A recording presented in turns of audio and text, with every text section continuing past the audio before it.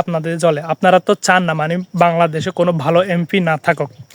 আপনারা চান কি যারা দুর্নীতি করবে করবে সেগুলো এমপি থাকুক। অক্সফোর্ডে একজন রাজমিস্ত্রির ছেলে কিভাবে যায়, আবার সেখানে গিয়ে ইংলিশে লেকচার দিতেছেন। সে তো কালা ফাটা, সে তো আপনাদের শত্রু। মানে সে সেখানে গেছে, সেখানেও পর্যন্ত আওয়ামী লীগের যে লীগ ভাইরা আছে তারা কি তাকে করতেছেন, মানে ডিম মারতেছে, সেখানে পর্যন্ত তাদের সহ্য হইতেছে না। তো আপনারা হচ্ছে কি তার সাথে যে ব্যবহারটা করছেন এটা একদম ঠিক করেন নাই। তো তিনি হচ্ছে একজন রাজমিস্ত্রির ছেলে। রাজমিস্ত্রির ছেলে থেকে কি হয়েছে, একজন এমপি হয়েছে। যা আমরা সচরাচর নাটকেতে দেখতাম কি একজন রাজমিস্ত্রির ছেলে এমপি হচ্ছে, তারপরে হচ্ছে কি বড় একজন ম্যাজিস্ট্রেট হয়েছে।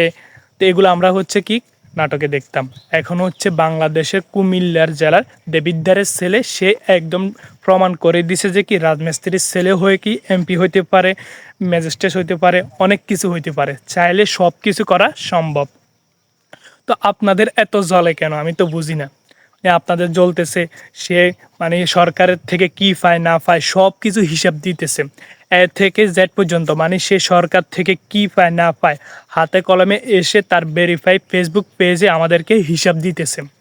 এরপরে আপনাদের জ্বলে আপনারা তো চান না মানে বাংলাদেশে কোনো ভালো এমপি না থাকুক। আপনারা চান কি যারা দুর্নীতি করবে করবে সেগুলো এমপি থাকুক। তো সে তো একজন হচ্ছে কি যোগ্য মায়ের যোগ্য সন্তান। কুমিল্লার দেবিদ্বারের জন্য একটি গর্বের বিষয় হচ্ছে তারা একজন যোগ্য এমপি পাইছে, একজন যোগ্য নেতা পাইছে। তো কয়েকদিন আগে তারা কি পঞ্চম শ্রেণী অষ্টম শ্রেণীতে যারা বৃত্তি পাইছে তাদেরকে সংসদে নিয়ে গেছে। সেখানে সংসদে অধিবেশন দেখার জন্য তাদেরকে সুযোগ করে দেওয়া হয়েছে।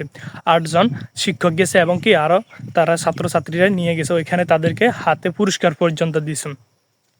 তো এটা কুমিল্লার দেবিদ্বারের জন্য একটি গর্বের বিষয়, আমাদের জন্য একটি গর্বের বিষয়। আমরা যোগ্য একজন এমপি পাইছি।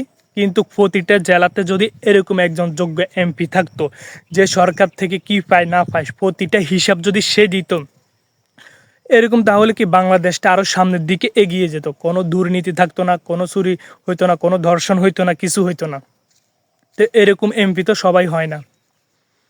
তো এখন যদি আমাদের থাকতো, হাদি ভাই থাকতো, হাদি ভাই কিন্তু হাসনাত আবদুল্লার মতন এরকম করতো, মানুষের পাশে পাশে দাঁড়াইতো।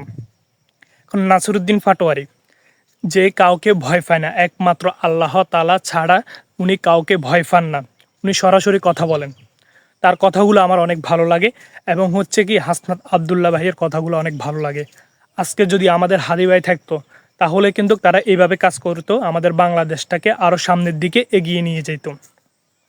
তো আপনারা যারা আমার কথাগুলো শুনলেন, যদি ভালো লাগে অবশ্যই ভিডিওটি শেয়ার করে দিবেন। আপনাদের কাছে এটা অনুরোধ রইল, আর আমার পাশে থাকবেন।